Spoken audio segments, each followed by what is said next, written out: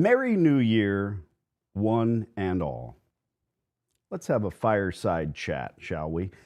Today, we are going to talk to a gentleman who, like you, saw me on YouTube. I've never spoken to him. We've had only one very brief email conversation. He did grab up my course. Don't tune out. Some asshole selling a course, right? I don't do this thing in the laundromat industry in order to make money. Let me explain. I've done that. I do this because if I exited this platform, my consultancy went away. People wouldn't have the sword and shield that I have created. Now, some of you on here are fans. That word means fanatic, and that's great. And those fans know because they've seen hundreds, if not thousands of hours of my free materials on YouTube, what I mean by that. What do you know about laundromats? Answer that in your own mind. Perhaps you're a consumer of that service. You know plenty about your local laundry, whether you've been going to that store for 20 years or you bounce around as an army brat and you've been to several laundromats. But I'm talking about laundromat investors. Those people that sit in the laundry and do their laundry and get their clothes clean and spend X amount of dollars typically don't even think about the investment. I'm here to teach and train and mentor and talk to you about the investor side of this. It's a brick and mortar business, normally in rented space. Why in the hell is it free laundromat, Danny? Because I did it dozens of times for free. And that's another story for another day. Today we're going to talk to an individual who grabbed up my silly course and in really exquisite fashion rapidly went out and signed a long-term lease and has himself a free laundromat. Do I recommend that you do that? Let me be honest. I'm nothing but honest. I don't. I recommend that you at least send me 1,000 emails and annoy the shit out of me before you go put pen to paper. Truly. I want you to have every possible and plausible question answered before you do that. Luckily, and I've got success stories in 28 countries currently, probably more. Not everyone tells me. From coast to coast in the US. Luckily here, there is no debtor's prison. Malaysia, I'm not sure. You tell me.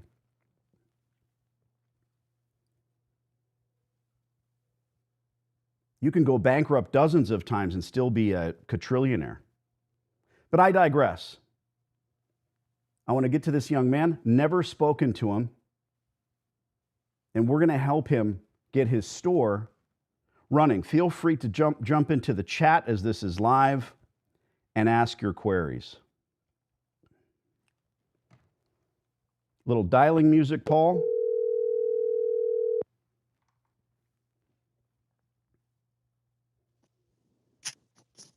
Danny. How'd you know it was me? Wild guess. Claudio, as I live and breathe. It is me. I am Claudio Rojangles. How are you? You're the Rojangles guy that comments on my YouTube channel. That is me. I'm the infamous Rojangles. Okay, infamous. Listen, congratulations, dude. What a way to start off the new year. A true free laundromat. I'm excited. I'm really excited for you. So let's have a quiz first. And I don't know anything about you. How old are you? What do you do for fun, family? You got kids? What's your story?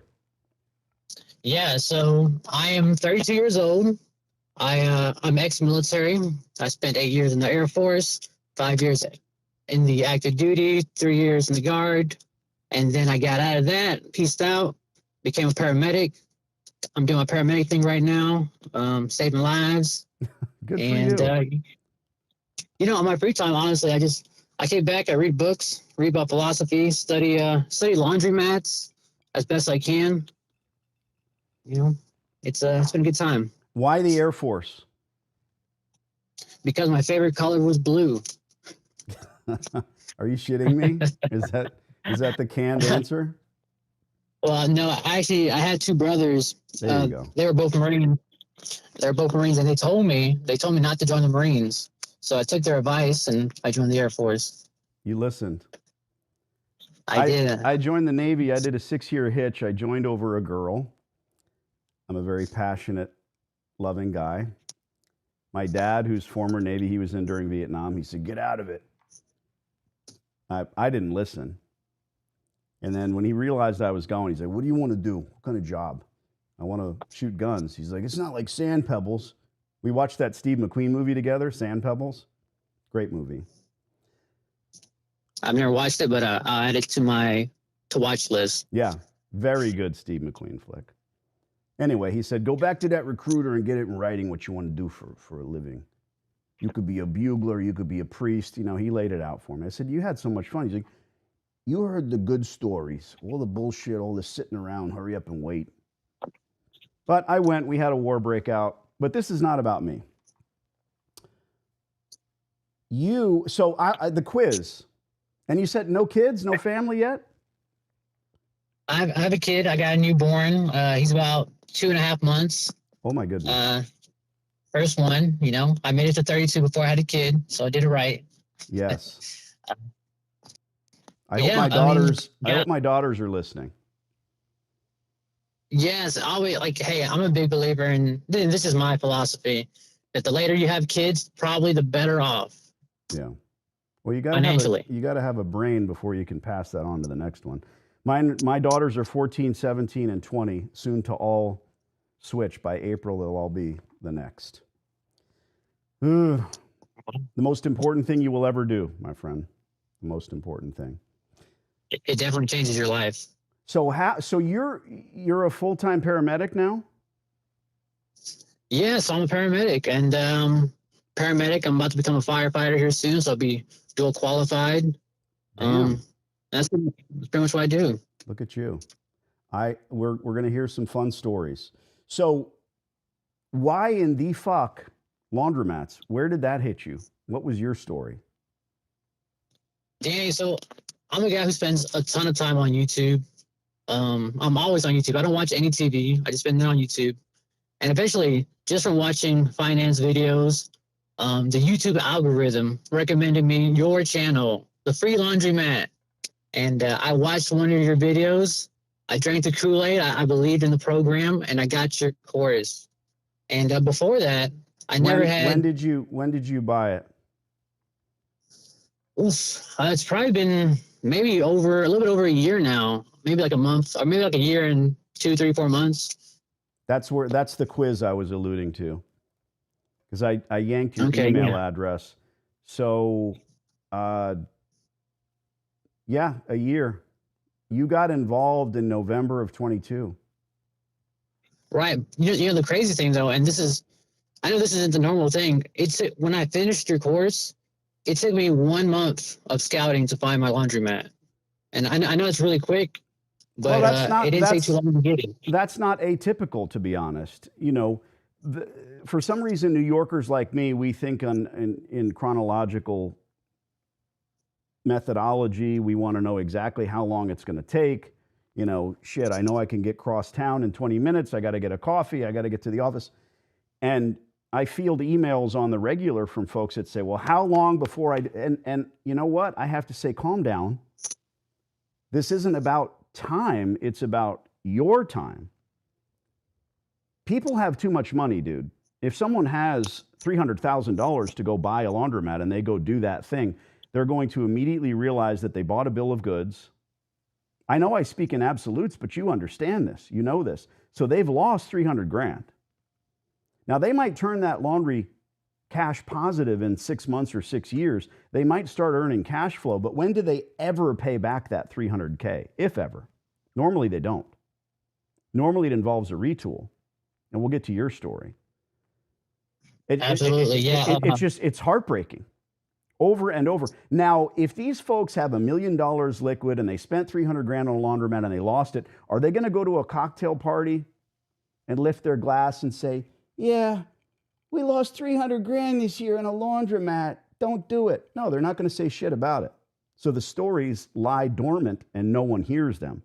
That's why I do this, truly.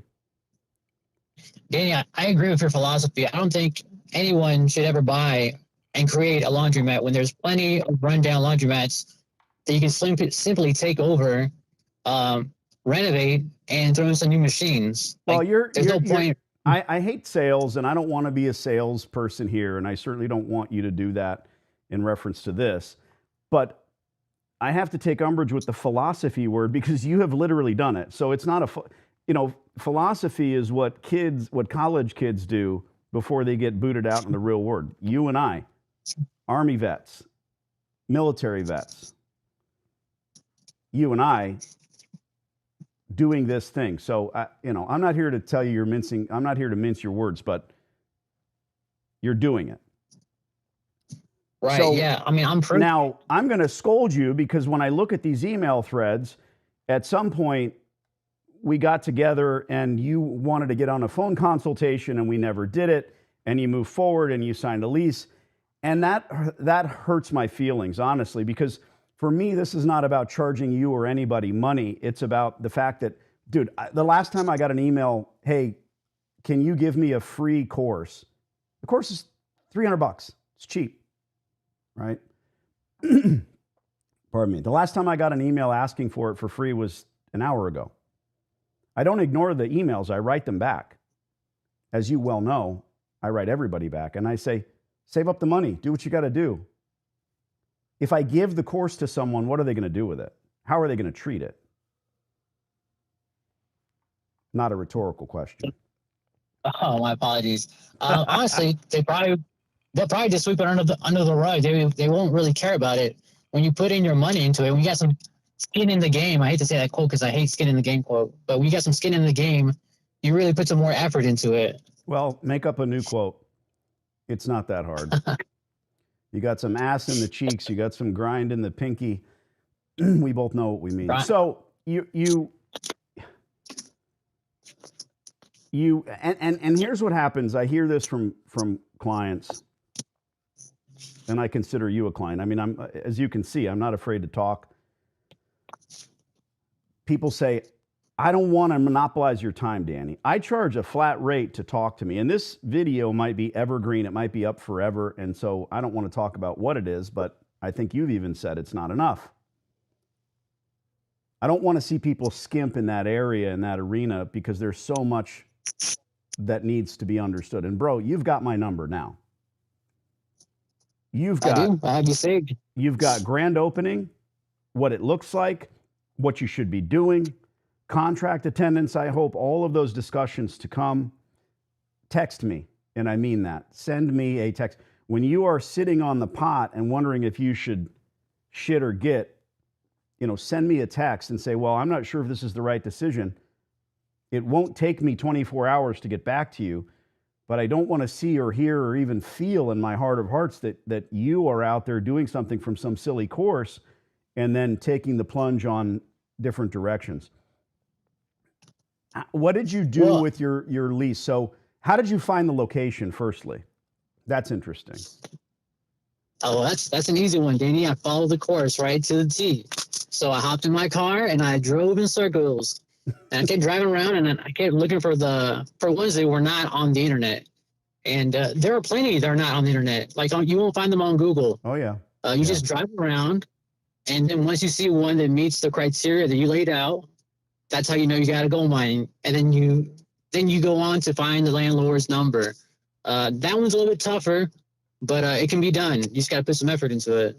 And that's pretty much what I did. Yeah, people don't understand that.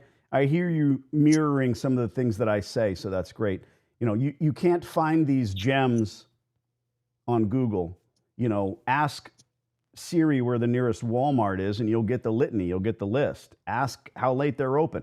These businesses suck. I don't mean laundromats suck. I mean the ones that we're going to take over have given up.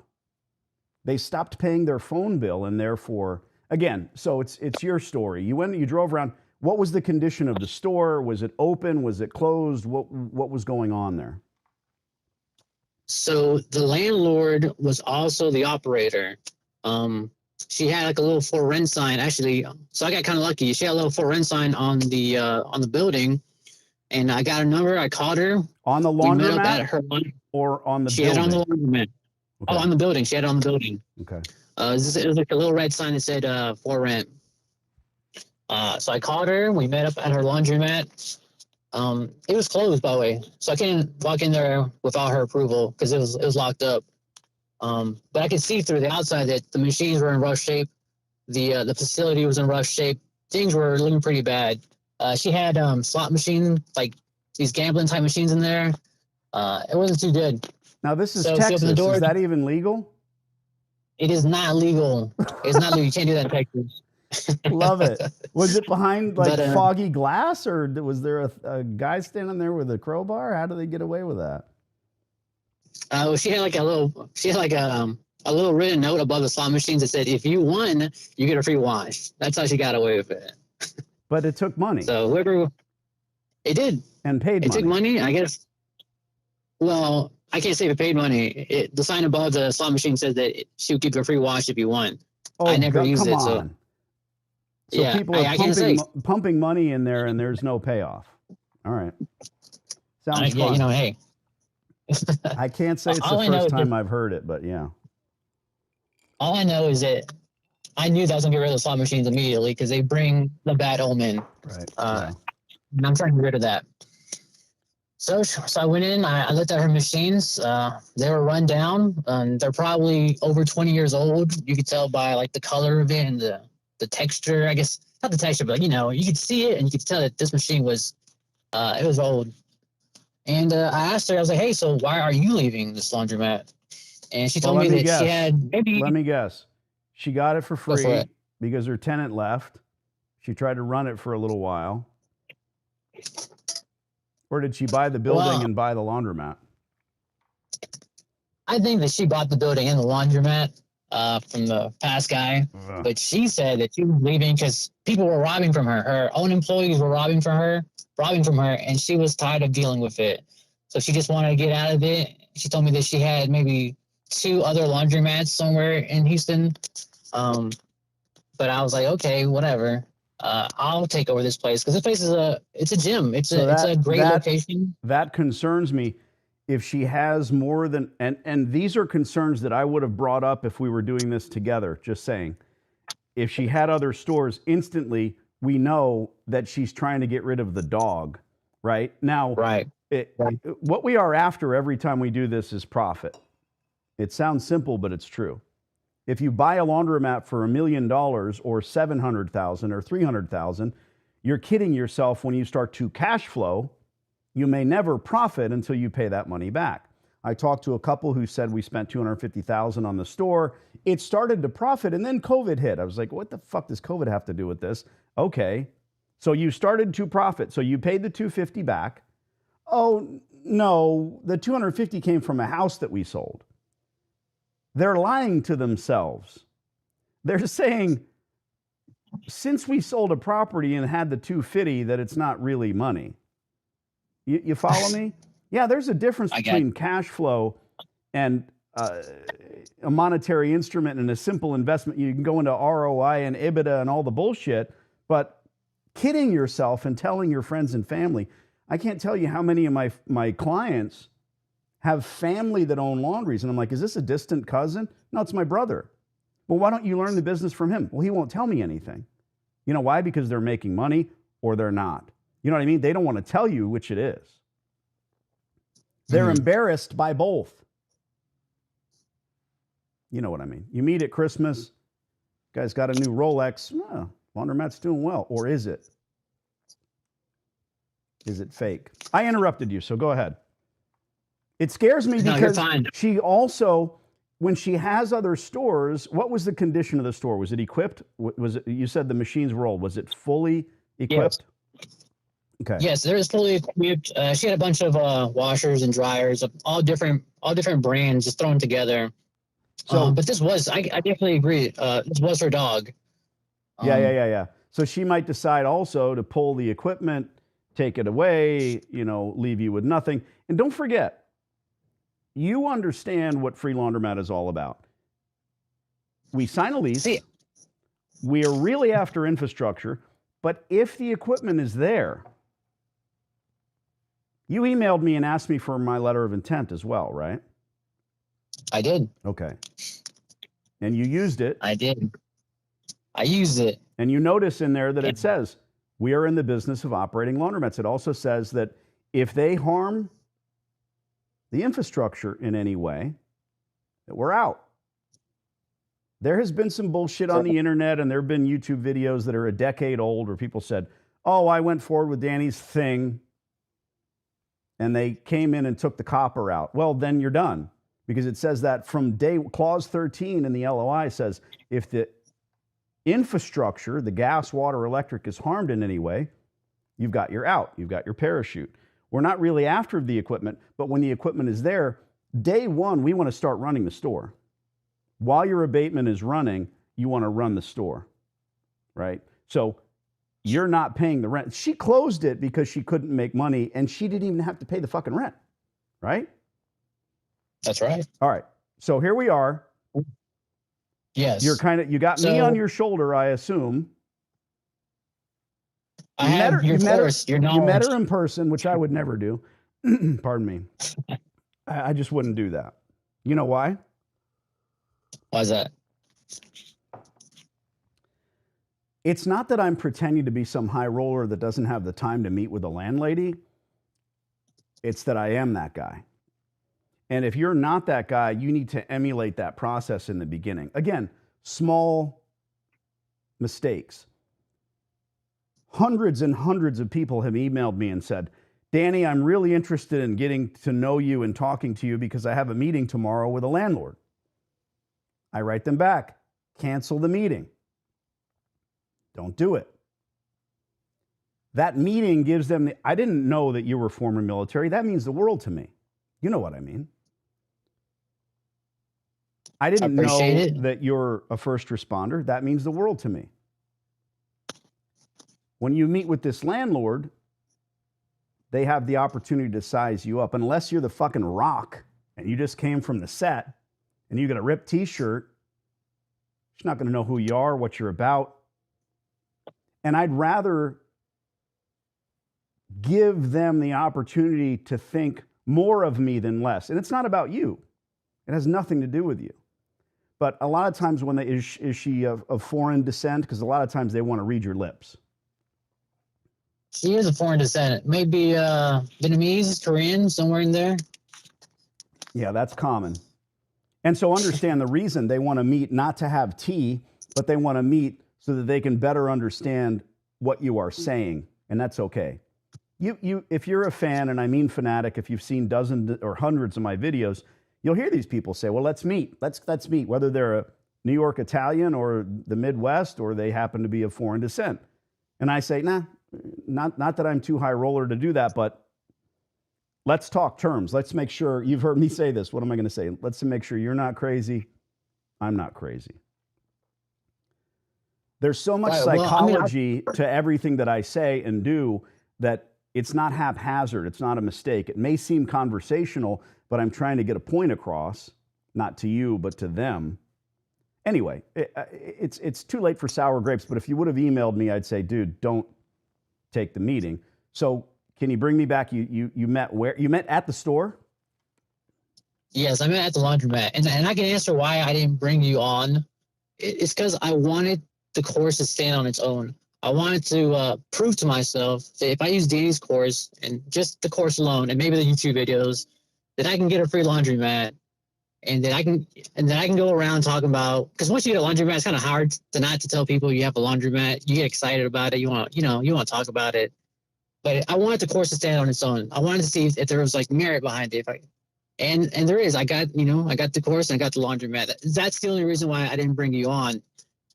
I understand it. I hear you, but look, I'm going to be 53 here in February. My oldest daughter, again, 21 for all intents. She's 2 weeks away from being 21. I feel like I'm more of a father figure to somebody like you, as silly as that sounds. That doesn't make sense to me. And I'm not picking on you, dude. I'm not a bullshitter. You know that about me. To say, I wanted to see if I could do X and X, and we'll get to where you're at now. I just, at least, because you're saying it's not about money. I get it. You have a good job, right? What everybody considers a good job. But you look around at the old men that you work with, and those guys are about to die in that good job. You know what I mean? Yeah, a lot of them have back issues. I know firemen, yeah, bad backs. I know firemen. I know plenty of former military. I know medics and EMTs. And then there's the guy that's your age that's always got a stupid smile on his face, and he's got a house in the Hamptons because he owns other businesses. My mother was a flight attendant. Some of the people she worked with would show up a week out of the year. They only did the job for the benefits. They did their tenure, they put their time in, and they traded away all their shifts. The hell are they doing? They just wanted a JOB where they would get health care and be able to fly for free. Kooky, but that's what unions are for. But I digress. So you met with her. Well, we're still day one. How did the meeting go? It was pretty straightforward. I walked in and she showed me her laundromat, and she told me that, hey, there's like other people interested, because there's always other people interested. You know what I would have done? You said, yeah, I know what Danny would have done. He'd be like, well, go somewhere else. I would have been so. Negotiating. I would have. And do you think I'm lying? No, I don't. If I was in the meeting and somehow found myself there in front of this young lady face to face, I would have extricated myself in a very polite way.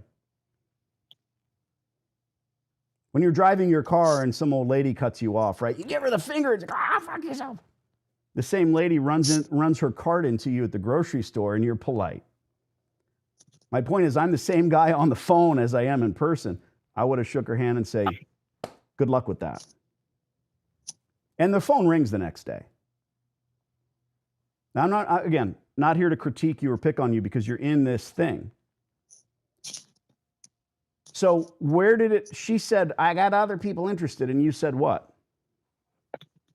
I mean, I said, that's cool. Like, I'm not going to get into a negotiation war or a bidding war. There's my words. There's my words. I love it. I'm so proud. Yeah. I've learned from the master. But I just said, hey, listen, if you got other people, that's great, but here's my offer, or, here's my number, here's my offer. Here's my email, blah, blah. I'll send you an LOI so you can see what we're about. I kind of gave her like the verbal LOI, but then afterwards I said, hey, I'm gonna shoot you an email, and that's the actual LOI. What's the most important thing that you want to get out of the way? Step one, word one. Right then, when you were talking, what's the most important thing? Price per square foot. There you go. 3 words. Rate of rent. All right.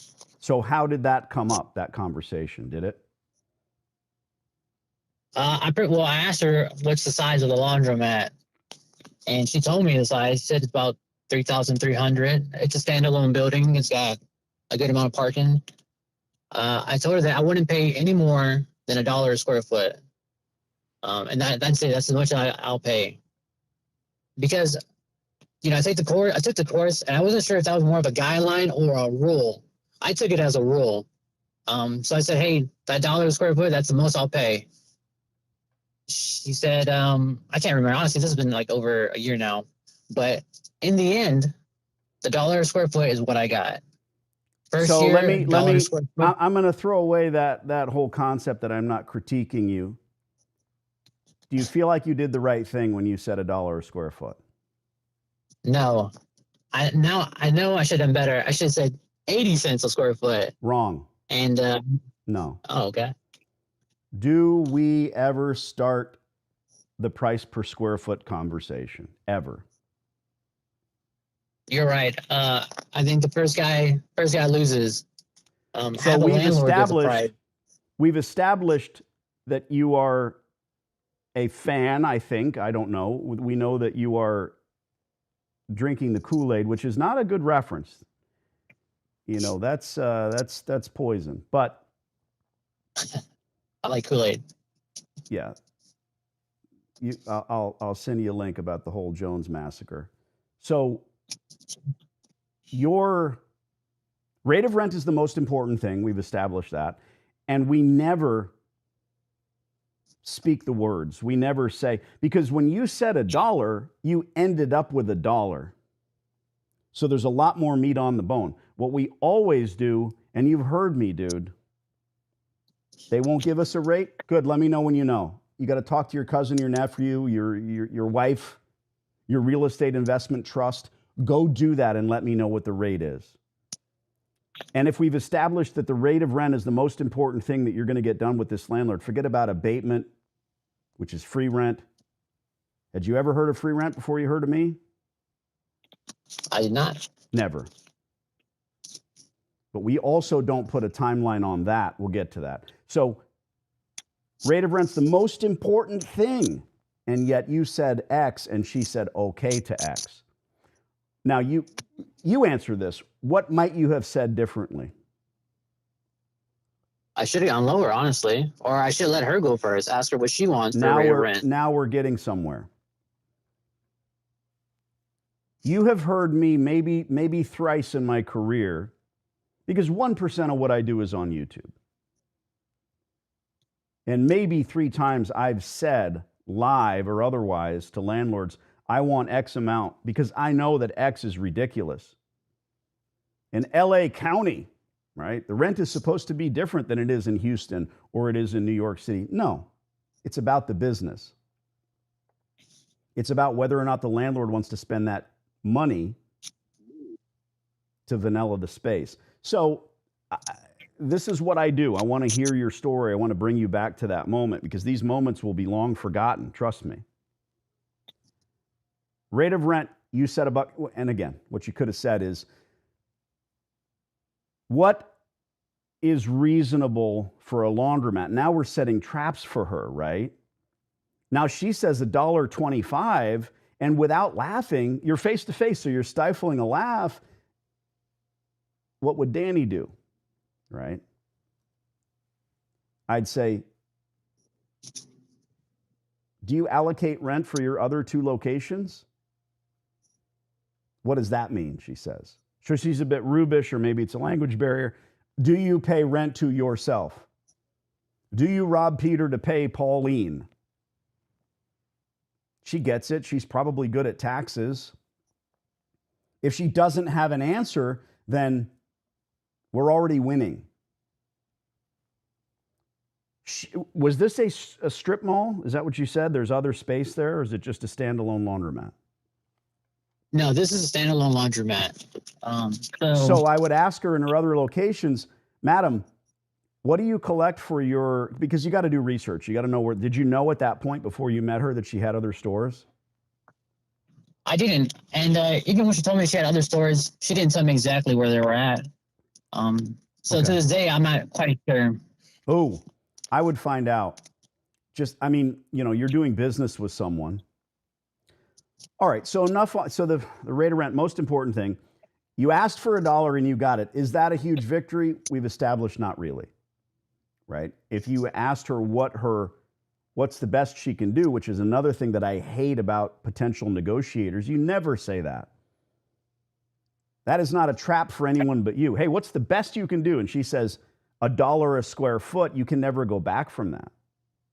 So anyway, you make her establish that 80 cents is the best, or likely she would have said $3,000 a month, for 3,300 square feet. So that's basically $1 per square foot anyway. And now you know that she's into gross lease rates. Never do you say, you noticed in my LOI, it doesn't say plus this triple net. We don't mention it. Is your lease gross or triple net? It's gross. Okay. So you pay a flat rate. So you said $1 per square foot and she instantly thought, that's $3,000 a month. Jesus, when this place was open and operating a year ago, I wasn't making $3,000 a month. Gold. Let's do it, other than her slot machine, right? Right. I'm trying to, this is about you. This is not for the masses. This is not a course. This is not me on stage talking to 300 people, which I'm pretty good at. Not afraid they're going to come at me with pitchforks and lit torches. It's Frankenstein's monster, by the way, not Frankenstein. In that discussion, you said $1 a square foot. Did you mention free rent? Did you mention TI? What else was mentioned in that first face-to-face? Yes, I did mention both those things. So let's start with free rent. I asked for the moon and the stars and the sun. I said, give me 12 months of free rent, just because it's going to take a long time to get these machines from wherever they come from, and it's going to take a long time to get the clientele back. Now, does it really take a long time to get these machines back? Not so much. But hey, I'm trying to negotiate here. So I told her a year. If she wasn't having it, she said the best she would do is 4 months. So that means 6. And then I mean, when you ask for 12 and she says the best I can do is 4, and you're telling me that, were those her words? Because if someone says those words face to face, they'll forget that's how they phrased it. The best I can do is 4 months. You know what I would have said next? One word. What's that? Why? Go back and watch my YouTubes where I talk live to landlords, especially the ones where we end up with a good, successful long-term lease. Why? That puts somebody on their heels, doesn't it? The best I can do is 4 months. Why? Now you're setting another trap, another verbal trap. How long was that store shut down? Do you know? I want to say it was about 2 months. Okay. I'm not kidding, and you know this about me. If she said she has other people interested, I would have shook her hand and walked. I might not have ever ended up with that store. If you were working with me and we called her on the phone and she said, I have other people interested, I would have said, let me know if that doesn't work out. And we would have called her in 6 months, 6 months later. You've heard me do that. We set these parameters because 6 months you can call and say, hey, Christmas came and went, lady. 4th of July in the books. I walked by the other day and the store is still completely empty and shuttered and there's even more cobwebs. What do you want to fucking do now?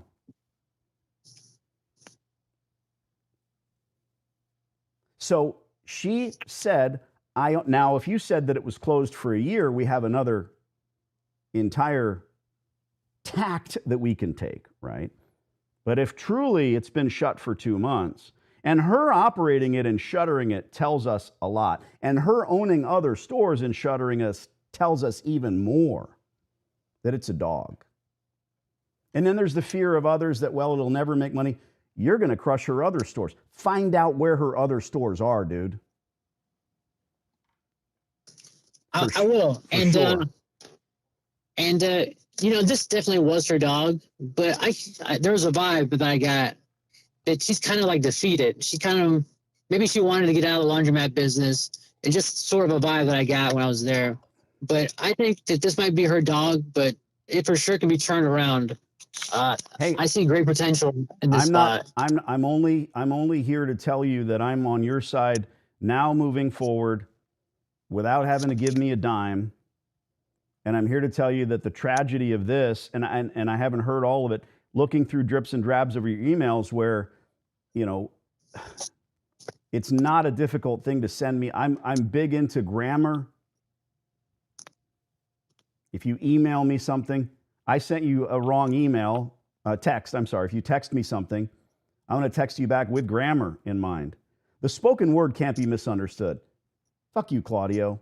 Does that sound like I'm angry? No, I'm screwing with you. You know what I mean. I hear that all the time. I crossed the border to my penthouse in Mexico, and the same border agent always looks at my license plate and he says, Navy, right? Yeah. Why didn't you join a real branch? And I'm supposed to get offended? I'm like, fuck you, jarhead. I know the guy's a Marine. Should I say, you're sitting here looking at my passport and I'm bringing my family to my penthouse on my boat? No. Go eat some crayons. It's all in good fun. Love that guy. It's all love. Mostly because he doesn't search my truck. There's lots of fireworks. So I digress. You have this meeting and you mentioned free rent and she said 4 months. How much did you end up with? I ended up with 4 months. So same rate of rent that she wanted, same 4 months that she wanted. You didn't push back. What did you write in the LOI? How many months? I think, like I said, I started with 12. She said, no, we're not doing 12. But I'm still, she wanted 4.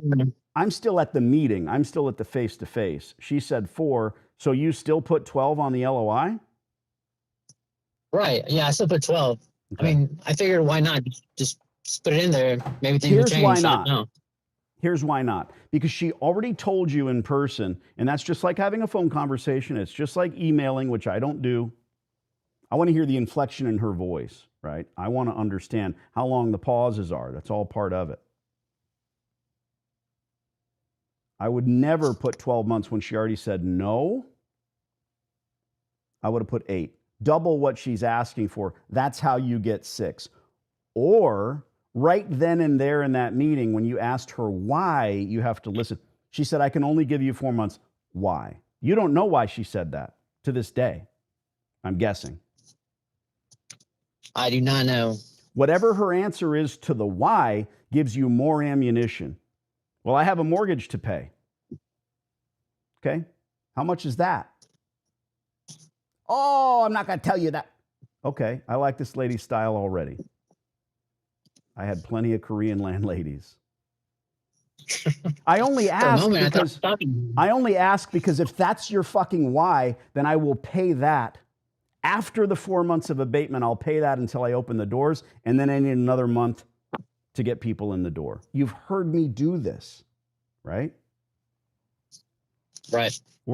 Be honest, the things that you have done and the career that you have chosen, you're my fucking hero. But when you were standing there with this little 4'2" lady, were you scared?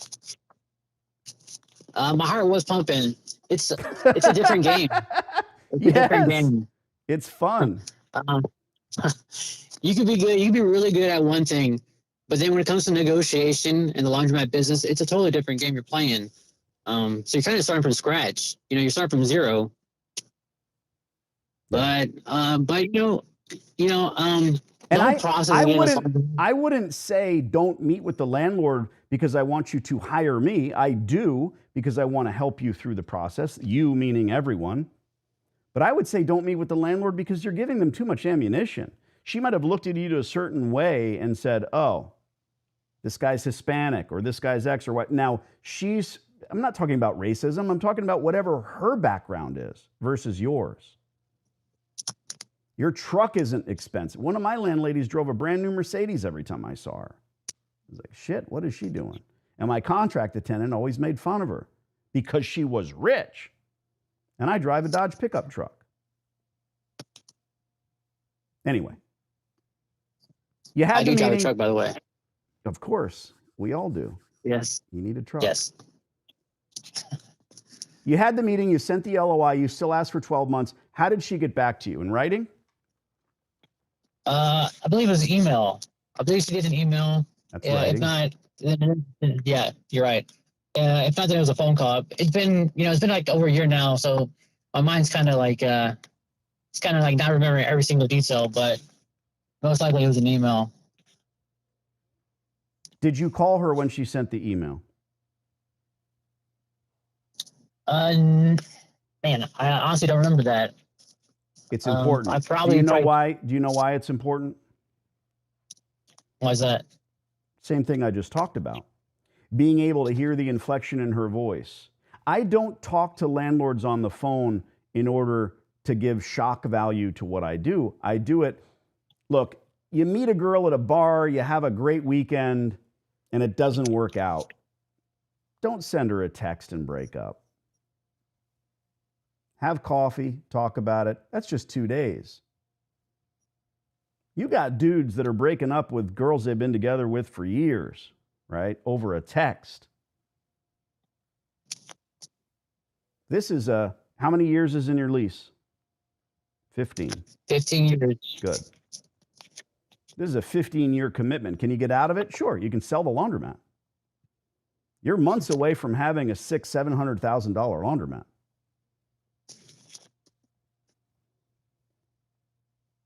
When she I'll be honest, I think when she emailed you back, we would have called her, just saying, because we still want to hear what's going on. And you say, well, you're still at 4 months.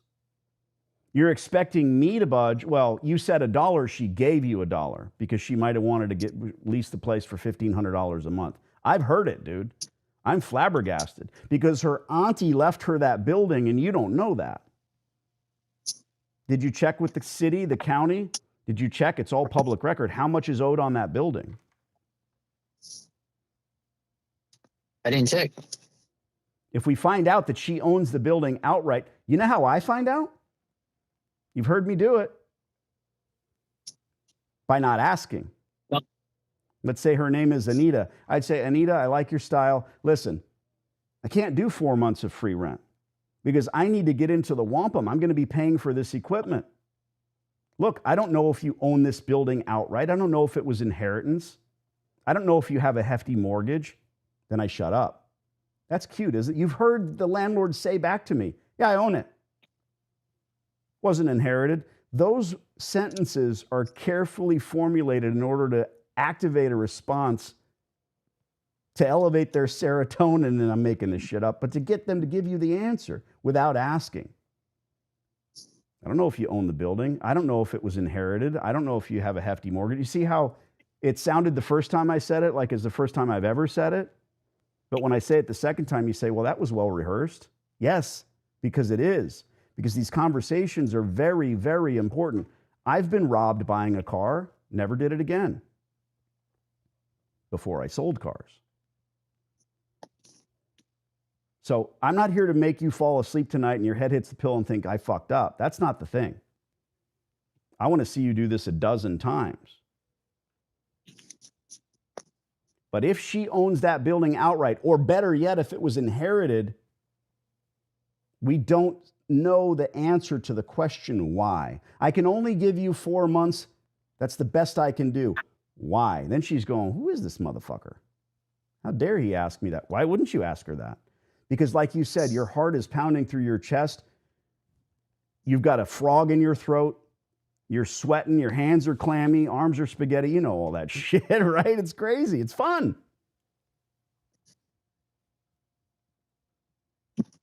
All right. She emails you back. Say again? It gets the blood pumping for sure.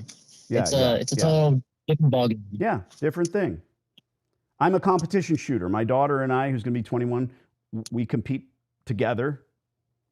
We shoot guns at steel and paper. We do 3-gun. It's tons of fun. And new people come out and they compete. They're brand new and they holster their firearm and they turn around and they say, oh my God, that was terrible. I was so nervous. And I say, that's why we do it. As soon as the nerves wear off, you're either going to make a mistake or you're not going to do this anymore.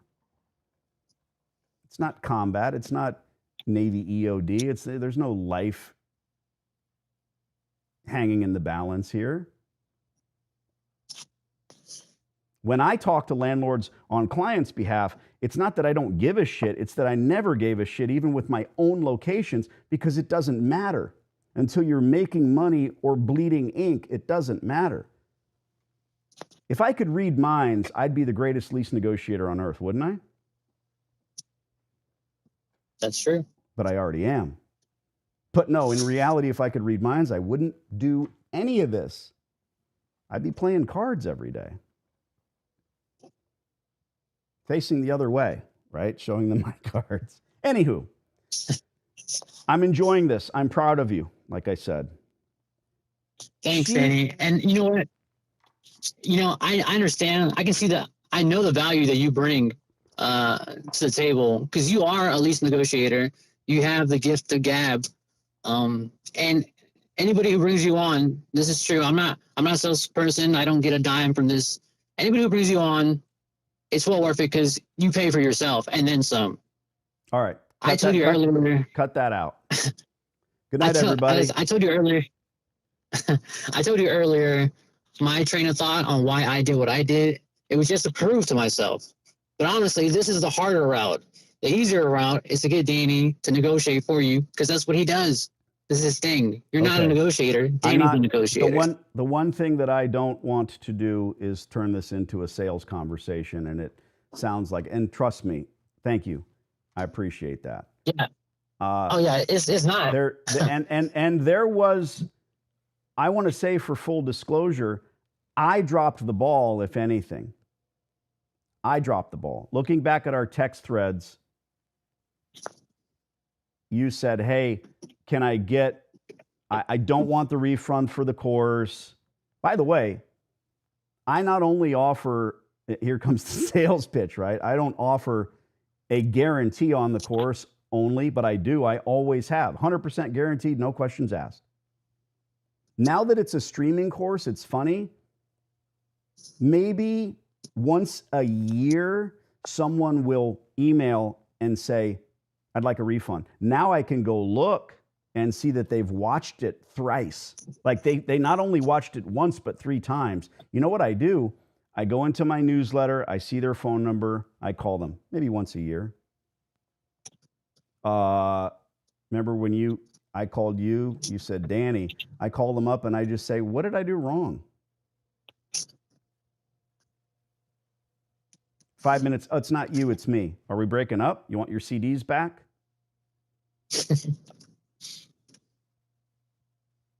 It's always some bullshit where, good Lord, what do you think it really is? You, my friend, are a doer. You took less than a year from deciding that you wanted to do laundromats and deciding on me, frankly. That means a lot. I know you have other choices, right? There are other commercial lease negotiators that you could use. There aren't. Anyway. You went from meeting her to signing a lease how quickly? How many months went by? Oh, man, I think the entire process maybe was like a month or 2. It didn't take me very long to get it and to sign it and to begin it. Okay. And once I took over the laundromat, she took out all her old machines. So then I had the infrastructure. That's what did I say that aloud or just think it, that she might remove the equipment because she has other stores. Okay, but we didn't combat that. We didn't combat that with an addendum to the LOI or the lease, right? Did this sounds like a little sour grapes? Did she just show up or tell you she was going to do it, or how did that happen? Yeah, she said she would take her machines, but I wasn't really too worried about it because in my mind, I figured that the machines are junk anyways, and that it's all going to be replaced. So it wasn't a big deal to me. Sure, I did say it though. It's better to keep that old shit. Now you've heard me say this too, live on my channel many times. You can have it. I don't want it. You can have it. I don't want it. But you're not going to take it out until my new equipment shows up. Right? That sounds familiar to you. Right. Now, let me go out on a limb and make a guess. You were so interested and excited about owning your own brick and mortar business that you made some mistakes. And I know the answer. I know the answer, and it sucks. I did the same thing early on. I can't allow those small mistakes to happen with my clients. I can't. Can you imagine? I can't. I don't want to. I'll say, walk away. Dude, I don't even know how many people where I say, no, no, no, this is not a deal. No, no. Then months, if not years later, I find out when they email me, hey, how do I work the contract attendant thing? I've got thousands of contacts in my phone. So I look them up and I say, oh, Bob hired me to negotiate a lease, but it doesn't say he's a prodigy, right? I go check boxes. I'm not a complete idiot. And Bob is not in that box. He's in a basket of guys that were supposed to be working together, and he fell off the face of the earth a year ago. Well, he went out and bought a laundromat. Or he signed a lease in a space that I said he should not bother with. He's not on my pay no mind list. I'll call him up. I'll chastise him for 10 minutes. You've heard me do it. And say, whatever, good, let's move on. I'll flip a switch. Never met the guy, never broke bread with him. But now he's behind the eight ball because he either bought a laundromat or he signed a lease in a place that he never should have. And that's usually because it's too small. All right, this is getting exciting. So where did you sign the lease, or was it done online? No, we went to this place in Houston. I can't remember the exact area, but we went to it and I signed the paper. We didn't show up at the same time, by the way. I showed up, and then the lawyer was there, and they said, "Hey, sign here." You went to her lawyer's office, probably. Bingo. Was it bingo, Danny? Was it a dark room, and there was a guy there that kills people with pencils, and a couple of Russians, cigar smoke in the air? I'm sure that does go on, but you know what? I felt okay because the lease was less than 20 pages. It was about 19. There you go. And and I remember what you said about the lease. There can't be anything too crazy in a 19-page lease. I mean, there might be, but who knows? But I felt okay. I felt comfortable. So I signed on the dotted line. A little bit later, she signed on the dotted line, and wham, bam, thank you, ma'am. Laundromat in my hands. Good. And then it's all had downhill from there. So what happened next? When she told you before you signed the lease that she was going to pull the equipment, or after? I think she told me before. Like I said, she told me before I signed the lease. And I was totally okay with it. Yeah, just understand. The only difference is you would have gone to the electric and gas and water company and flipped everything on and been running the place. Say, ma'am, you're going to get your equipment 100%. And in fact, I'm even going to pull it out for you and put it on the curb. I'll give you the day you can pick it up. That's the difference. That's the difference. You start immediately your soft opening, you start your advertising, you start your guerrilla advertising. That's the way we do it. You do hear me say it's a small thing. You can have your equipment, but not until we get the new. And you can put any addendum you want. You can put anything in a lease. You can say, within a year, within 12 months, we will be pulling. What's she going to say? No, it's going to get used more. It's not like a car where there's mileage. Anyway, not making it sound like sour grapes. So you sign the thing. You walk in there with 4 months of free rent ahead of you. The birds are chirping. You said you had a kid. You got a wife? I do not have a wife. Okay. No. So you don't have anybody yelling at you about this decision. That's good. Unless your daughter. I did not. My as old as mine. My girlfriend didn't even know about it. I just did it. Oh, I didn't tell anybody about it. I just went and I did the thing. Including me. All right. Including you. But yes. So what was the best part about that day? Did the lawyer hand you an envelope with keys in it? Yes, she gave me the keys. She gave me the keys, and then I was like, sweet.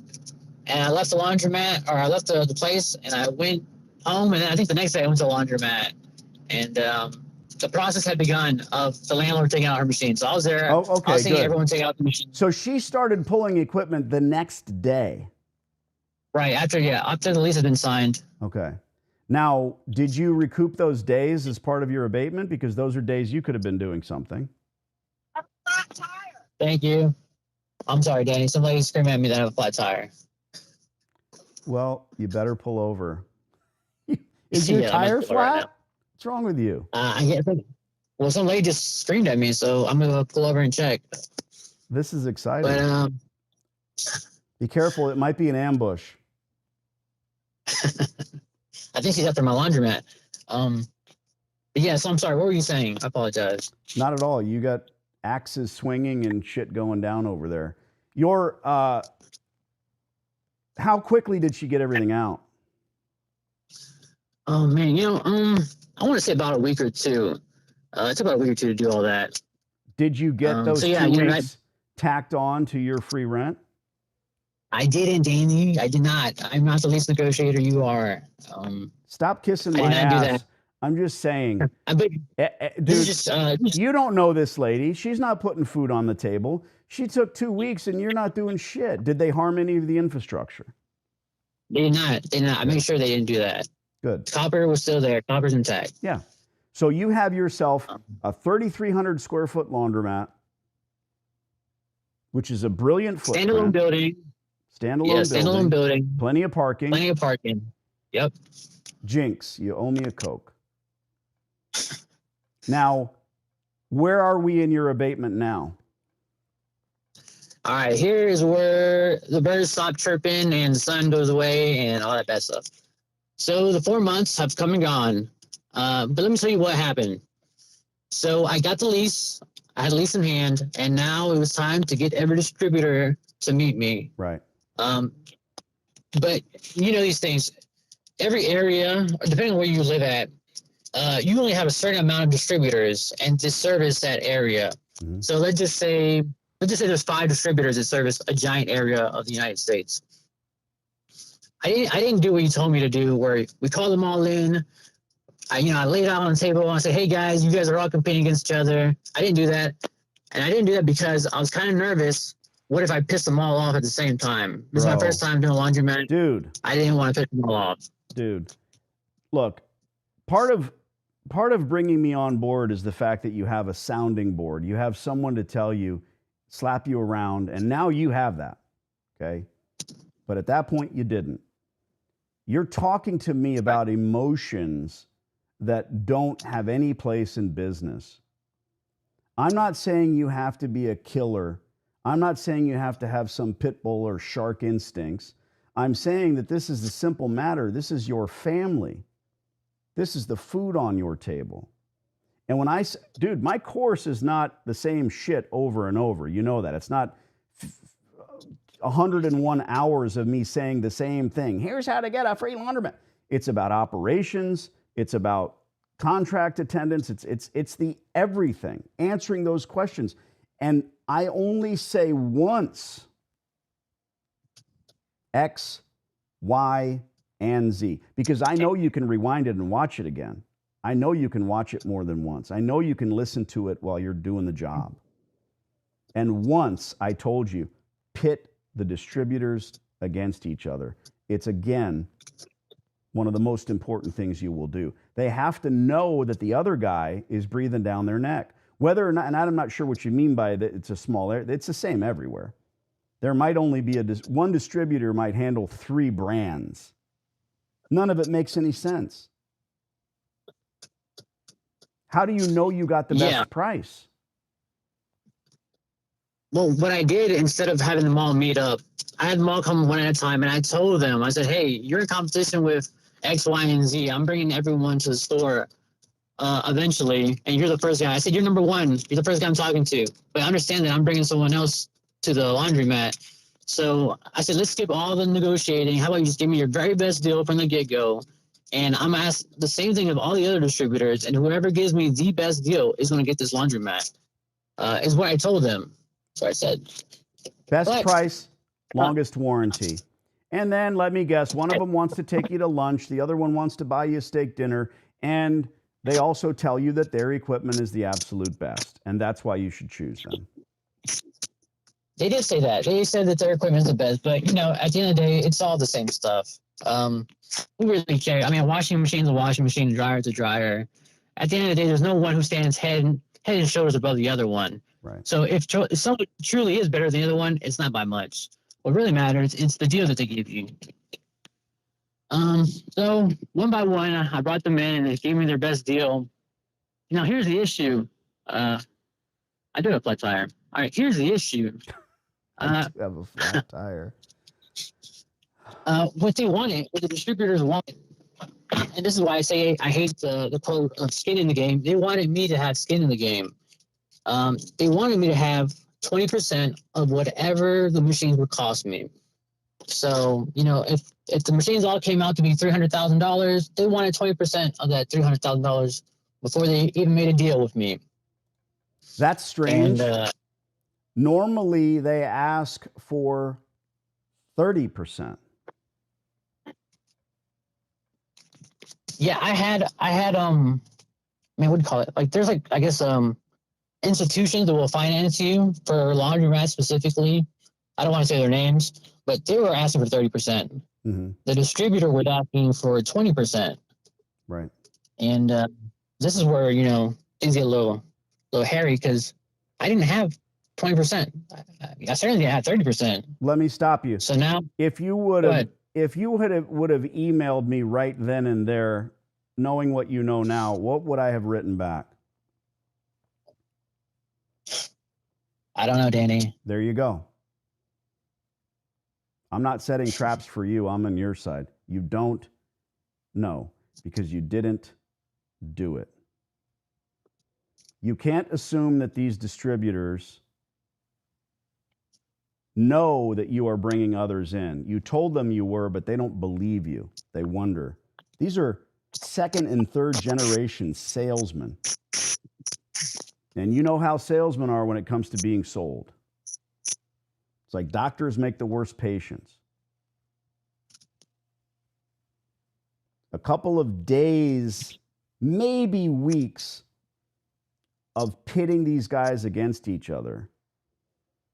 We never had a phone consultation. In that talk, I have to hear where you're at and what you do and how you are handling this business. And it's the bigger picture as well. You just said yourself moments ago that the equipment is all the same. You learned that from me. They hate me for that. There's been no research and development on laundry equipment for 30 years. What are they doing better and different? Are you watching TV commercials? Because commercial equipment also trickles down to residential, right? What are they doing different?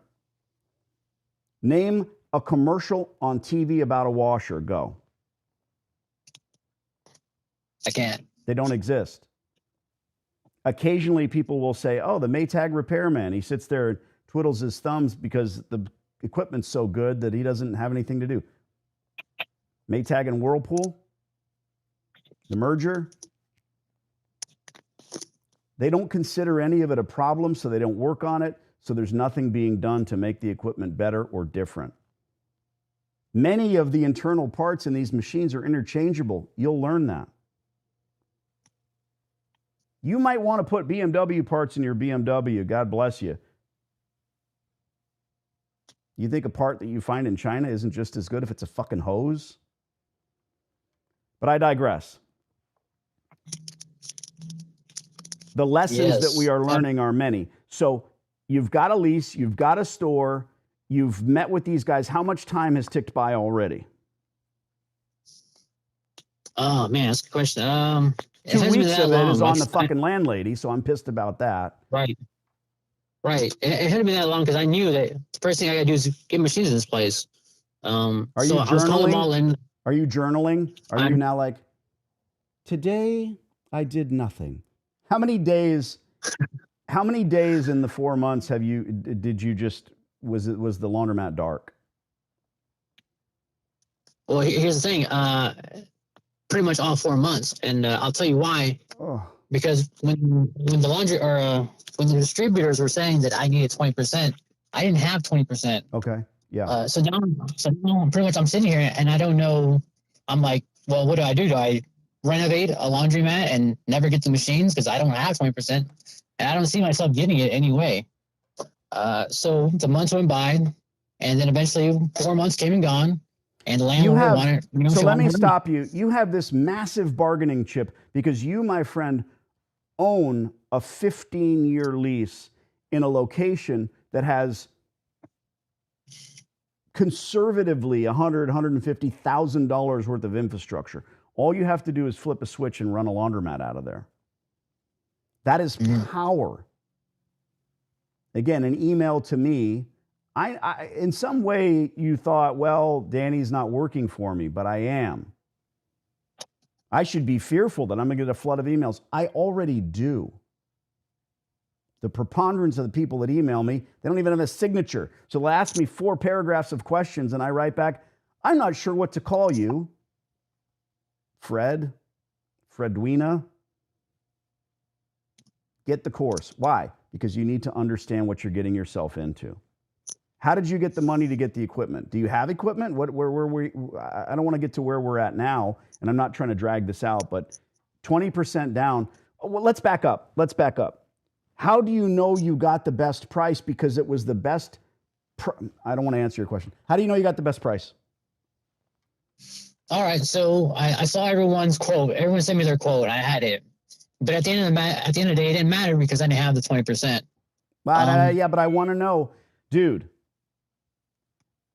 Some people make the mistake, usually young people, to go, one of the biggest purchases they'll ever make in their lives is what?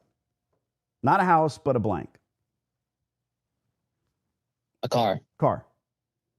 And young people make the mistake of going in without their Uncle Todd or their Uncle Danny, and they go in there and they say, I can afford $300 a month.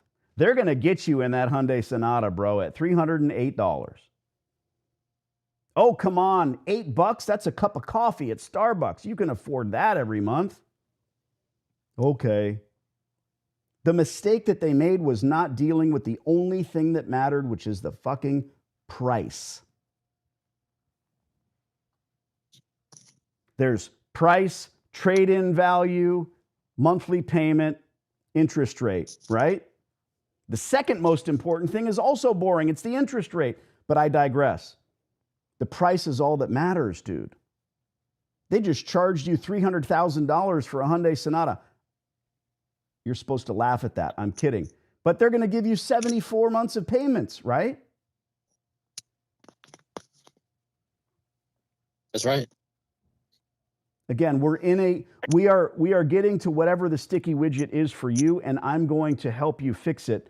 But the story is important, and I wasn't with you for this journey. Right. How do you know you got the best price?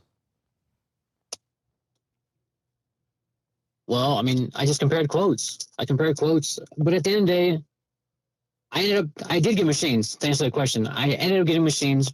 But I want to get off the subject. But you compared quotes. So if the lowest quote was the guy that you went with, and that quote was earning them 50% over what manufacturer's suggested retail price should be, easy for me to say. If your best quote of all those guys, they all know each other, like you said. They know each other. But you can't count on that. Many of them hate each other. It's just like car sales. Yeah, I work for Lincoln Mercury today, but I worked for Cadillac yesterday. And tomorrow I'm going to work for Dodge. That doesn't mean that I like all the people that work at Cadillac. That doesn't mean I love the guy at Dodge. It just means that we kind of know who each other are and we all go to the same bar. It's a necessary part of it. And it's difficult, dude. I get it. If you're not a killer with a switchblade in your rear pocket, it's not easy to do this stuff. You don't have to look anybody in the eye when you send them their quotes. Did you email them each other's quotes? Yes. So Good. I got the lowest bidder, and then the lowest bidder's quote, I took his and I sent it to the other guys, and I said, hey, beat that. And when those guys try to beat it, or if they did beat it, I would take theirs and I'd send it to the original guy and be like, hey, beat that. Excellent. Yes. Where'd you learn that? I don't know. This kind of came to, when you're in like a difficult position, you gotta think of something creative. You gotta be creative about it. Are you being serious? I literally say, accidentally CC them each other's quotes. You know that. Oh. Whoops. It must have been a subconscious. Yeah. So Um, now, look, dude, I'm not going to look at your pricing. I'm not going to try to figure it out. But please understand, those prices for the equipment that you eventually ended up buying are not on a website anywhere, are they? Nowhere. No. Think about that. For the newbies who are watching this evergreen video, those prices don't exist. So what's better? Hips or Speed Queen or Wascomat or American Dryer or Dexter? What's better? They're all the same.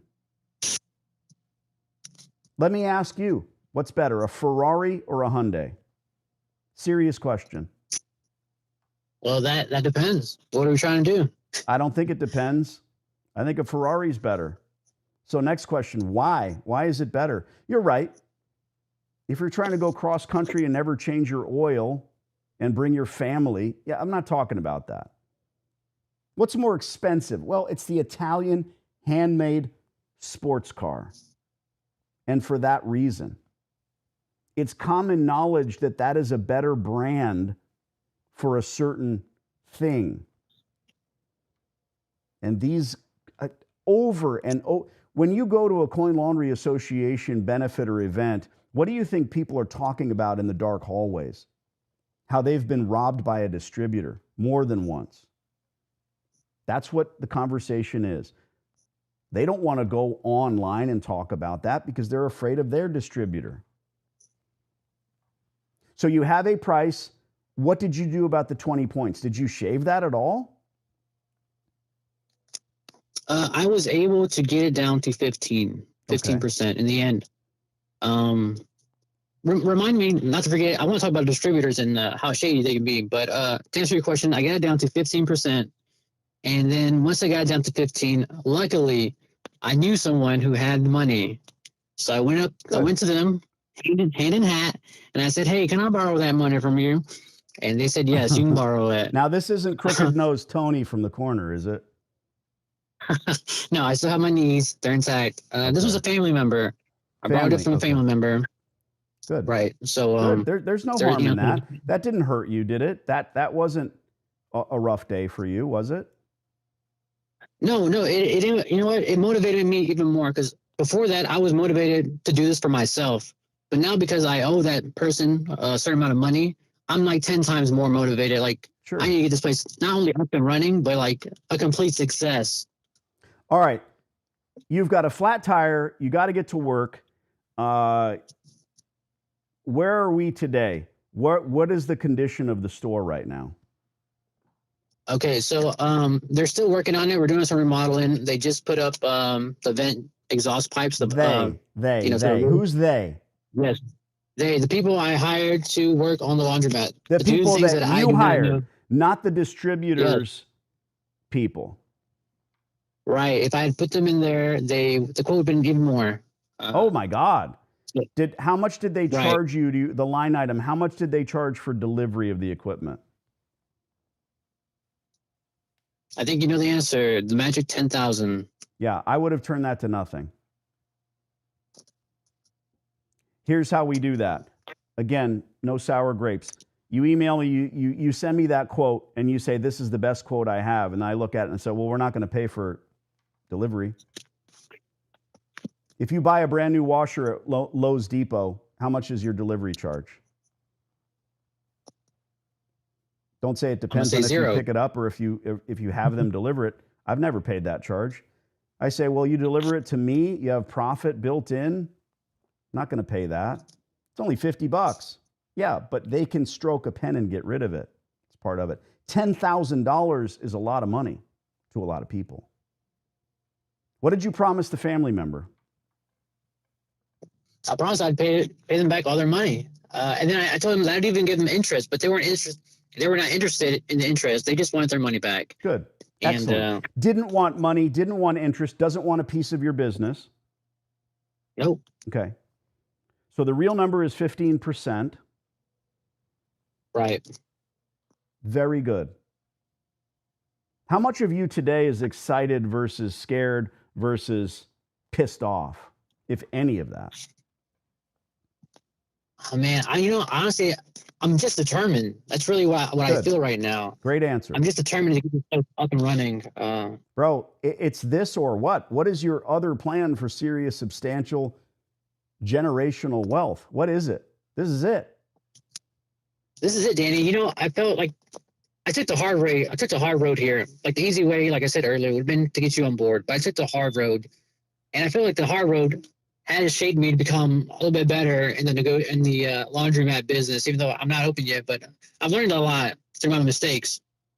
So now when I go to laundromat number 2 and 3, I'll bring you along. All right, stop doing that.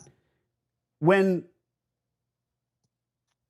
you make the next move, whether you're sitting in the bus, which is back east what we call an ambulance, and you've got a quiet moment, and you just got out of the shower and you're sopping wet and you can't stop thinking about what you need to do about your grand opening, fucking send me a text.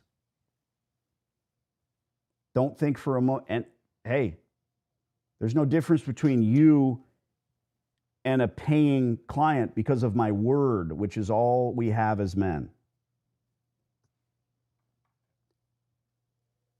This place is going to make you a fuck ton of money as long as you don't make any additional mistakes moving forward, whatever they may be, big or small. Got quiet in here. I know it is. What is happening? How much of your time is being spent in that laundromat swinging a hammer? Well, not so much anymore because I have 2 jobs now that eat up a lot of my time. But whatever free time I do have, I'm in there doing whatever I'm capable of doing. That's what I want to hear. Not only whatever free time that you have, every waking moment. Hell yeah. Are you in the same town where you served? Nope. Are you in Arkansas? That's a yes or no question. Are you in the same town where you went to high school? Yes. You need to get your friends, your cousins, your buddies from high school, from the football team, and you guys need to be in there. You got Todd, who's an idiot. Have him pulling trash and throwing it in the dumpster. You got Danny, who's a former contractor. He needs to be. Do you own a chop saw? I do. Where is it? It's at the laundromat. Fucking A. Hallelujah. Danny, I'm serious. I'm going to get this freaking place up and running, and I'm going to make some money. I'm not kidding. Good. But yes, laundromats are the future, and they're what's going to get me, to be my own boss and making bukus of money and living the life. Right now, have you gone back to the landlord and said, look, what you did, and you already said you didn't ask for the 2 weeks, but taking those 2 weeks, I need that time back. Have you gone back to the landlord hat in hand? And look, again, no sour grapes. You did X, she did Y. But have you gone to her and said, look, I can't pay you rent until I open, and the day I do, I will? Yes or no question? No. Why not? What are you afraid of? And fear is not a bad thing here. This is business. What are you afraid she's going to do? Say no? Right. Yeah. I mean, that's all she could say is no. I guess I don't know. Something inside myself tells me that she won't go for that. But you will never fucking know. So many questions have been asked on this phone call, and you didn't have the answer. Important answers. Why could she only give you 4 months? Why did she need $1 a square foot? That was on you. And now, moving forward, you're paying rent. Did you have months and months of triple nets only? No, because it's a gross lease rate. Does she own the building outright? She's taking money from you, perhaps, not paying a mortgage. We don't know the why. It's a simple question. And I don't want to reiterate what we've already said. But now you have to do things for you. She's just wringing her hands and saying, great, hey, you don't have to have a reason. Look, Monique, call her on the phone. Don't send a fucking email. Don't text her. Call her on the phone, say, I'd like to meet, right? That's her game. Don't meet at her lawyer's office or, well, meet at the laundromat.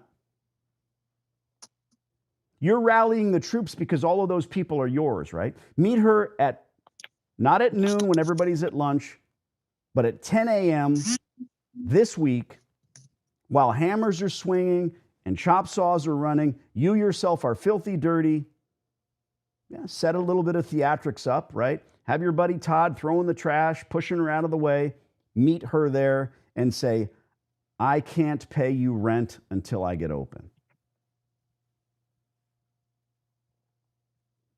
I'll do that. Be prepared to ask her why when she says no. And now you'll get your answer. So 2 things. The only thing I can help you with, bro, I wish you were around the corner. I wish I had the time. I have shown up for quote unquote interviews with my successful prodigies in my grubbies and said, get out of the way, let's go.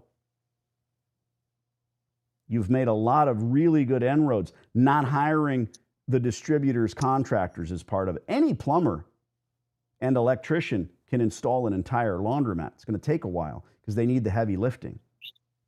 The equipment goes in a weekend, right? Quick, super quick. Quick. They build a McDonald's around the corner. It goes up over the weekend. Holy shit. Why? Because there's billions of dollars behind it? No, because they plan everything properly.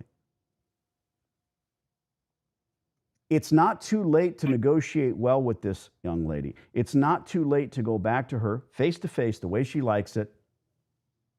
All you say, bro, call her on the telephone and say, I need to meet you at the laundromat at 10 a.m. on Tuesday. That's it. Call her 3 times until she answers. Don't text her. Don't email her. And be ready. And then you say, what are the exact words? I can't afford to pay the rent until I open. Now, she's not going to be able to say, well, fuck you, you're not doing anything. Chop saws running, the radio's blasting Tejano music. Smells like farts and ass in there and everybody's working, right? What's she going to say? No? Nancy, this isn't about my profit. It's about being able to pay you, not robbing Peter to pay Paul. And then what? So she says no. What are you going to say next? I'll give you the next line. Why? Yes. And then she says, because I have a lease in hand and you contracted for 4 months. What do you say next? Why? I don't know. I don't know, Danny. What I say? You say, bitch. She makes a good point. You say, bitch, I told you I needed 12. You gave me 4. In a moment of weakness, I settled. And I don't want to give you the laundry list, young lady, of the people that have screwed me over here, but they were supposed to get the equipment in on X day. You took 2 weeks of my time to pull your equipment. Ooh. Why are you afraid of your landlord? There's the title of this video. Why are you afraid of your landlord? If you fail, she fails. That is the conversation. And dude, I don't have these conversations hat in hand with landlords, landladies, lords of the land, or anyone's property management company because we get the good lease to begin with. Would you have taken 30 days post grand opening? Now you would. It's a rhetorical question at this point. You had 12 months in mind, and she said 4, and you said yes. If it was 6 or even 8, even better. But 30 days post-opening is a great tool because all anybody heard was 1 month, right? It's clever. Then she says, well, why the hell do you need 30 days after you've got your grand open? Up. 30 days post soft. I'm talking about the day that we flip the sign. Can you flip the sign now? Is it ready to run? Is everything working in there? So I'm almost there, Danny.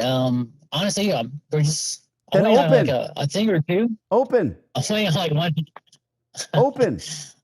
Do you think there's going to be a brass band and you're going to give away fucking hot dogs? Because you're not. The saddest thing in the laundry industry is a grand opening. Don't do it. How are you letting the neighborhood know? You need to be putting flyers on the cars in your landlady's other laundromat. Boom. Every Sunday. There's your brass band. Follow me, folks. If you don't know what her other stores look like, you don't know why yours is better. I'll tell you, equipment. Buy a fucking neon sign with the $289 I gave you back. Put it in the window. Zzz, open. I'll do it. You know, I think if everything goes right, and it should go right, that damn laundromat will be open this month. No, tomorrow.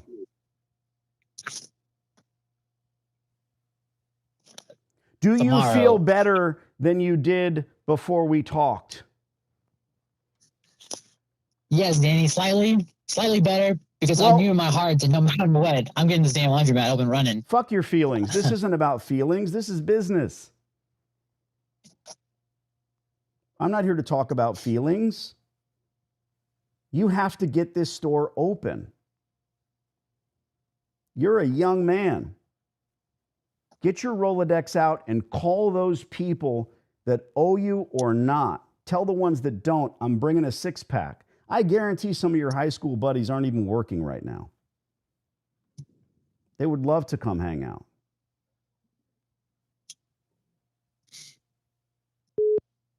Don't be prideful. Don't concern yourself with that.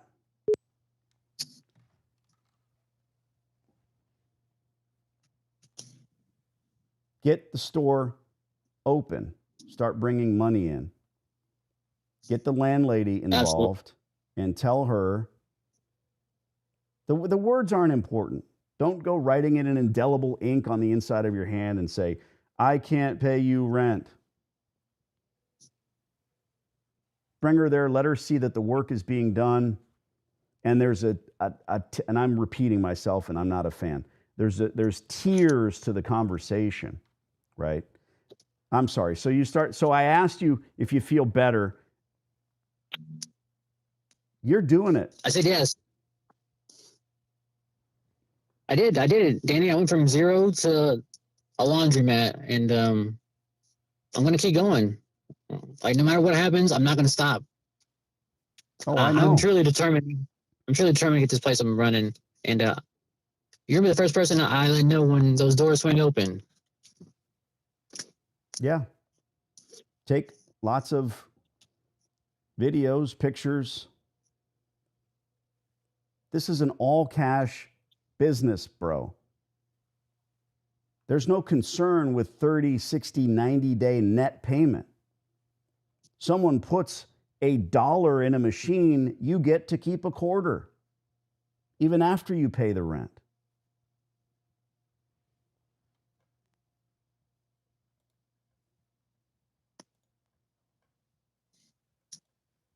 What else? You know this is live on YouTube.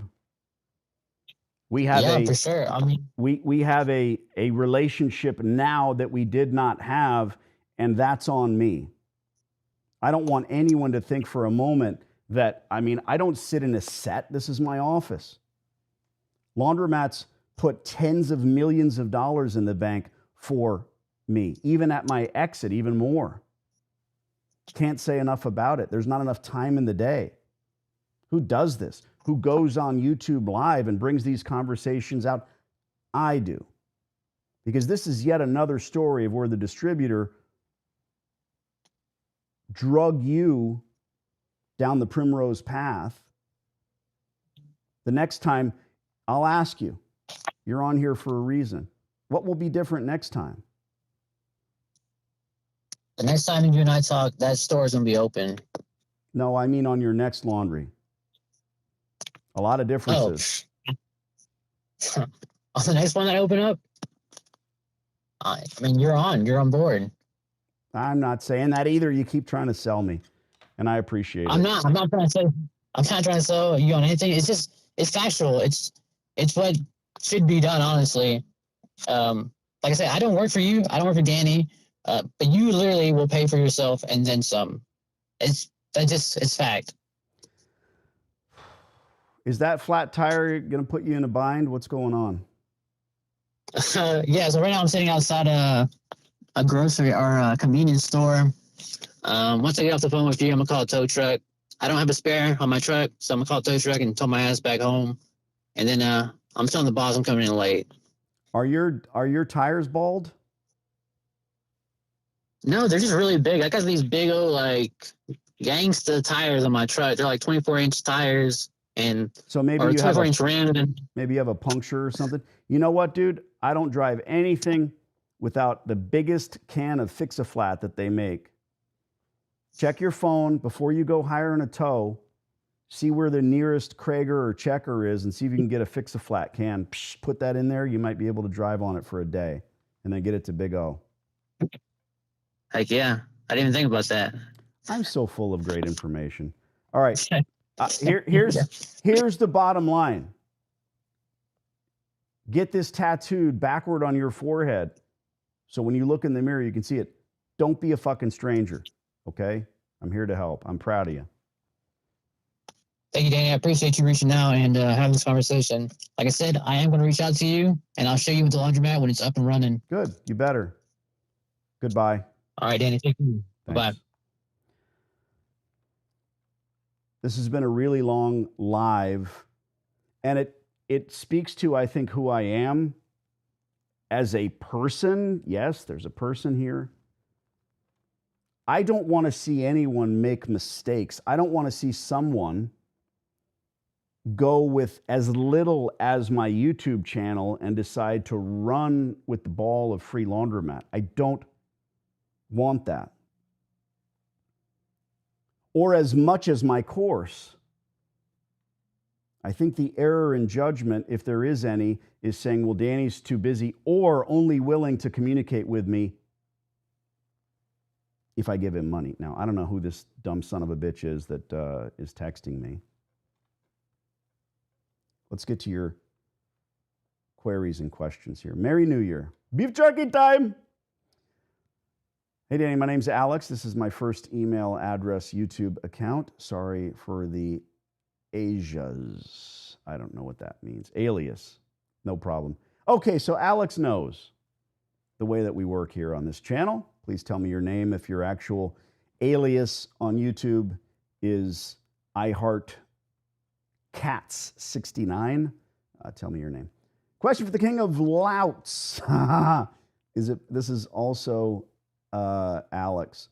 Is it possible to talk to you, see if you already have someone working in my city next in line for the laundromats I've been taking notes on in my area? Hoo-yah. It does not matter, Alex. Let me prove it.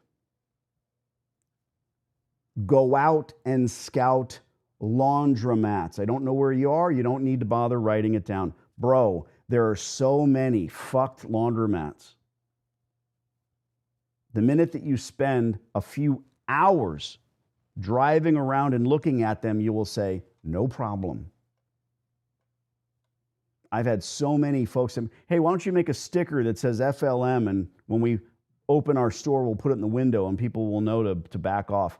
I've been doing this so long that people have used my system to get stores and sold them, and they've fallen apart.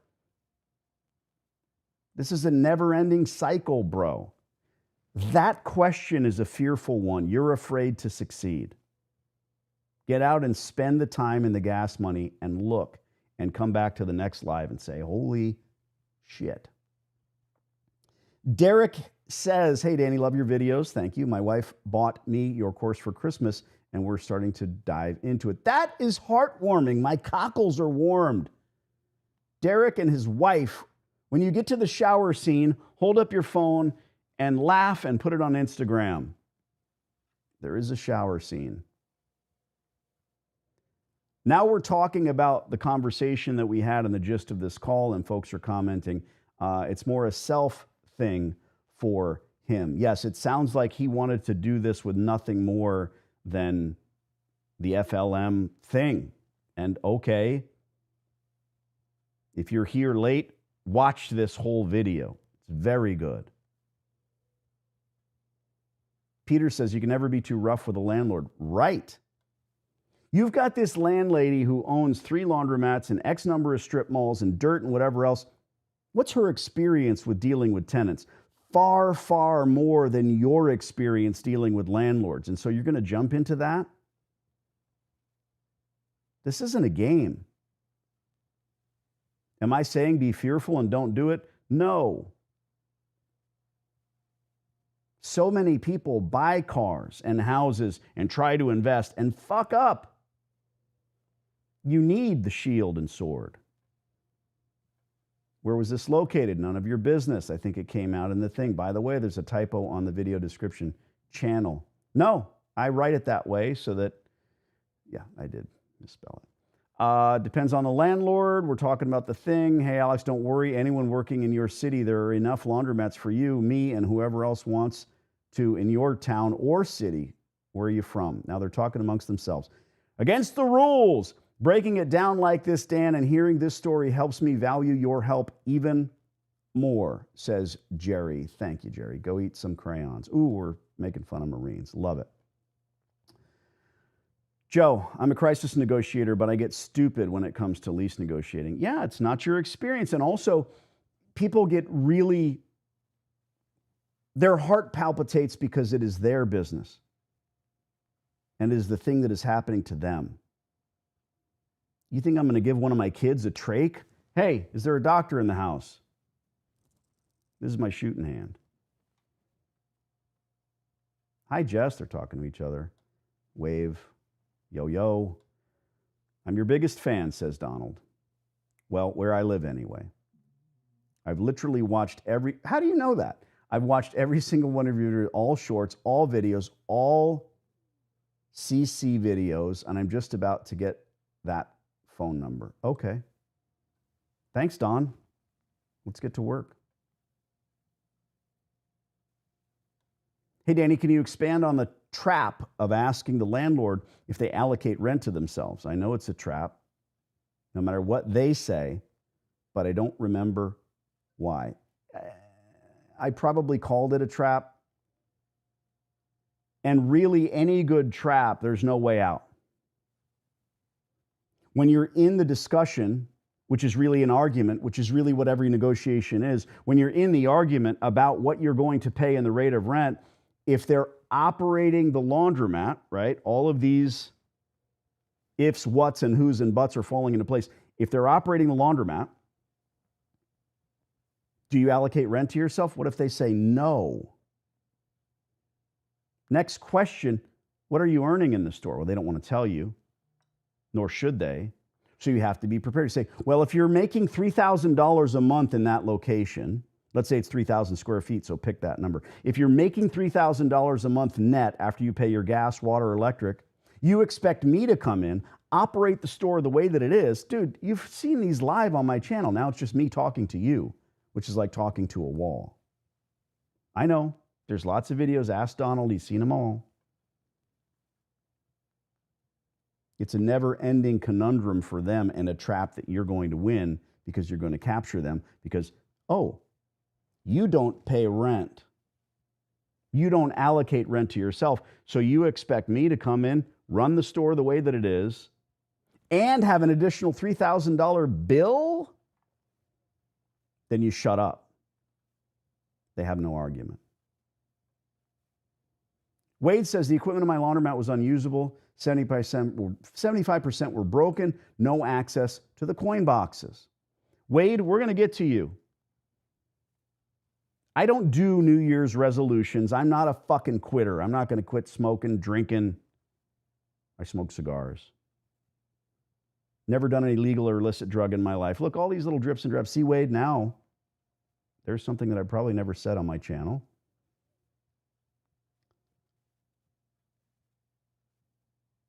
My Now, I can't use the word resolution. I have decided that I'm going to get the folks that are I don't make enough videos about the people that are getting free laundromats. Let's put it that way. And that's part of why we did this today. So, Wade, get ready. You're next. And remind me, send me a text right now, Wade, because you need to be doing it. Somebody just bought the course. I keep trying to get a good, oh, there it is. Now Shelly's going to kill me. Thanks for grabbing the course. John Wick reference. Yes, it was. They call him Baba Yaga. I speak a little Russian. I can't say it here. I'm going to get in trouble. Listening intently from Melbourne, Australia. Did I? Wow, I almost missed the live, says Sergio. How much have I missed? Nothing, man. Rewind it. 10,000 for shipping. Yes, we don't do that. Get dirty, dude. Hell yeah. Danny's a savage. It's the only way to ensure you get the best value for your money. Danny, you just saved me 1 month in rent. Good. I'm glad. Good reason. Landlord won't have any choice, man. Right. Help a homeless man or something to get free PR. That's we're back to your soft opening. 10,000 for delivery fee is highway robbery. What an absolute joke. Do they really cross it out that easily? They do, but not if you don't ask.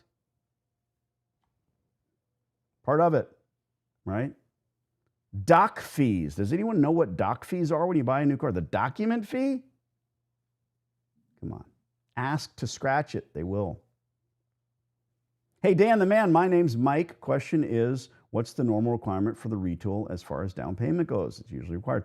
Nothing, Mike. Go rewind this video. Nothing. But you have to know how to ask.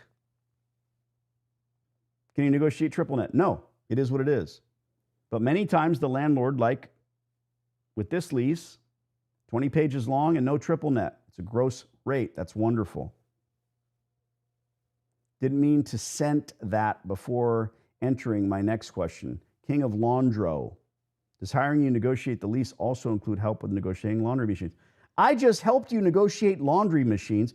I think this is the guy that called my cell phone.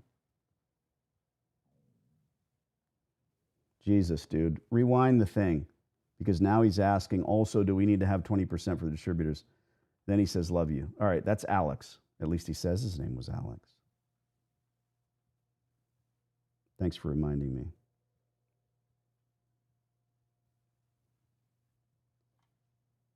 The equipment is all the same. They hate me for saying that, but it is.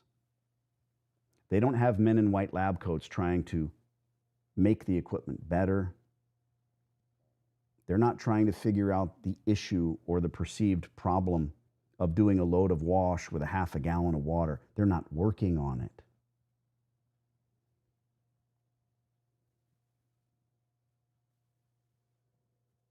We're going to end this thing.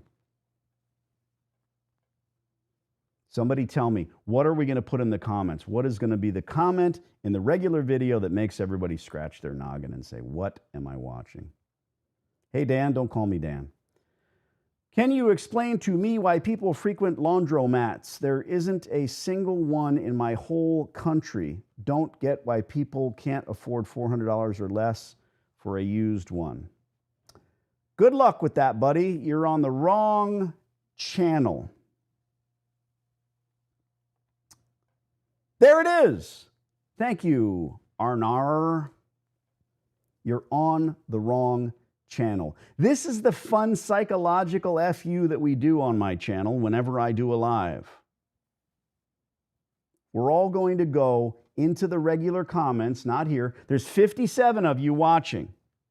58. As soon as I end this live, 58 people. Why don't you all do it? What's wrong with you? Just go over there and make a little comment about how you're on the wrong channel.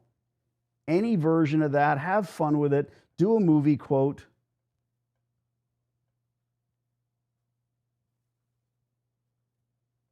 You're all amazing. I appreciate each and every one of you. Merry New Year. You're on the wrong channel. Not in the chat here.